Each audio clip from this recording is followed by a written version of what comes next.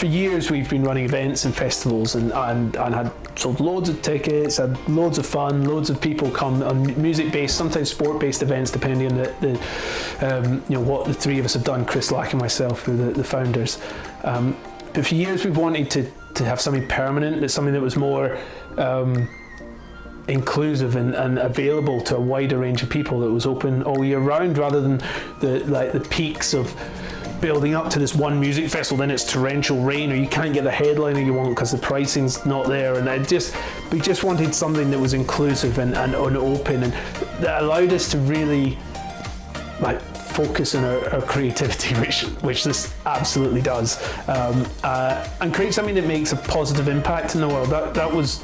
We want to make something creative and amazing, but it had to have more of a purpose. We've got kids now as well, and we wanted to try and make a difference. And we're not politicians, we're not bankers, but we're creative people. And so how do we create something that's fun, inspiring, that is a business, because we obviously need to run it as a business, but it can make a positive change in the world. And that's what we wanted to do. So we started on this journey years ago with doodles on what's our theme park, or how could we integrate the creativity that we have and we do and what we love with music and with other elements. And that's been happening for years. And through the lockdown, we all had more time on our hands, didn't we? And it sort of gave us that moment to take a breath and start digging into this a lot deeper. And it's been through quite a few iterations, as you would imagine, with any new business to get to this stage, but it was always going down that same route, and we're really pleased with ultimately what we came up with, which was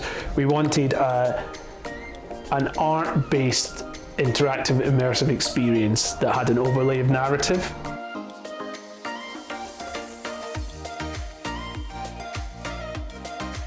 One of the key things that we wanted is the narrative is so important to us. We want to build this world, this alternative place that folk can go, like many amazing authors and story writers have done over the years.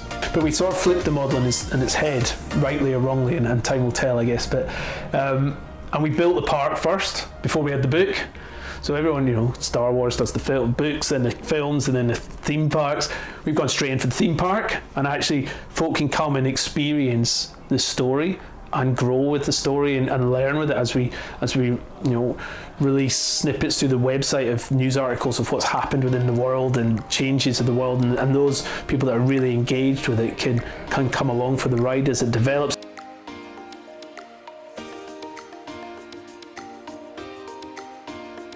Yeah, I mean, definitely. I think and we had been talking about it for years. It gave us the opportunity through lockdown and the fact we haven't had a festival for 3 years, and with the intensity of doing those festivals every year, and it's particularly Boomtown is an insane production. I don't know if you've ever been, but there's nothing like it on the planet. It's next level, and it gave us that opportunity to do that, and it does bring stability to the business. It's a separate business. It is completely separate. Obviously, we've got that link up, but it brings that stability to this space, which also has Boomtown offices in it.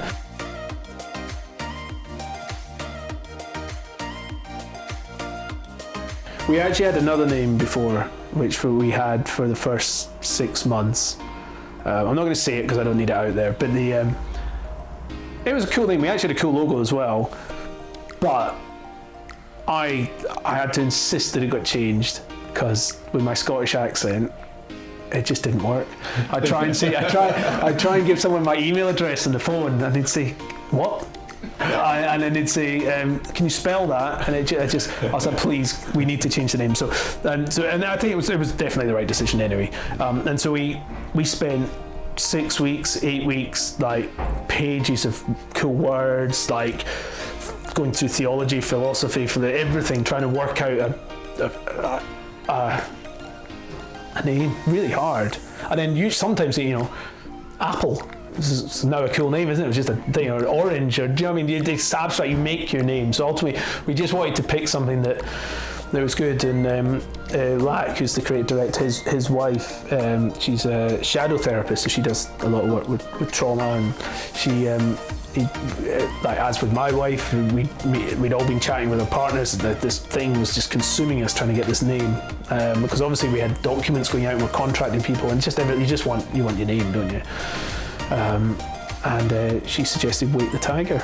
I was like, okay, cool. We got that name, and then we went round the houses. I'm going on about this a bit long, but we went round the houses a bit more, and actually we just came back to it, and it's the one we just kept coming back to. And it's sort of, there's a book on trauma called Waking the Tiger. A lot of the spirit of and our ethos is around these values of community and connectivity, and I know my wife and Lac's wife both do a lot of work around trauma, and we and healing, and that, you know, we're both really interested in it. We're not as well informed as they are, but we're lucky enough to be educated by them, you know, when we're chatting in the house and stuff, and it's just really interesting. And it's about, Wait the Tiger is just about, you know, bringing out the best of you that's inside, and just like there's no,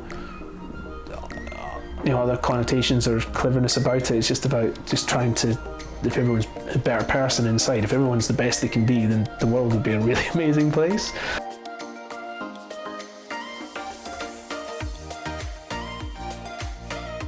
Possibly subconsciously, but they've never been talked about, like a Doctor Who or like Star Wars. I think we always knew we were going to do a street, you know, and ultimately, I suppose, saying you're walking through into a Diagon Alley in style environment is then that's a way of describing it so that folk understand that it's really tall, it's like intricate, it's, you know, it's really. Yeah, so you get quite a few of these. You know, you effectively teleport from one world to the next. Yeah. Like, you know, going through a rack of cokes and you're in a. Well, Lion the Witch in the Wardrobe, whatever else. Exactly. It's that exists, and that's a very common theme, and you know, we can't get away from that. But no, I think the world itself is evolved.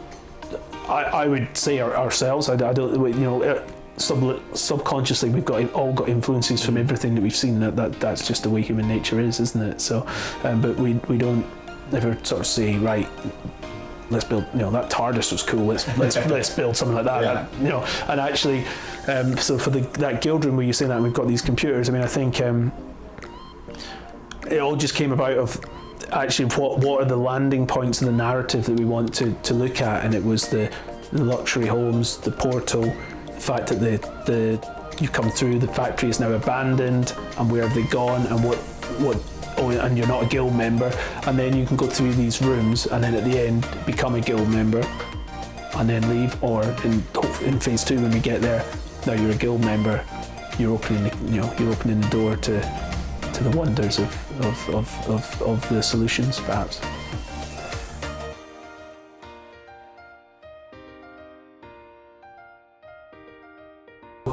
We are aiming to be a net zero business. We're going to start the B Corp process, if you're familiar with B Corp certification. So that's something we're going to start. We have to be operational to start that. So once we start, actually, rather than the build phase, once we start running, we're going to commence that project in July, which balances profitability with environment and social aspects, which is, again, really, really important to us.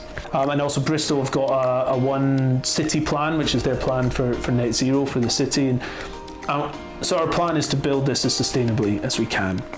We've recycled stuff off film sets. We've used a lot of recycled materials where we can, absolutely. We have used a lot of timber, but that's all certified from source, and made sure that it's done in the correct way.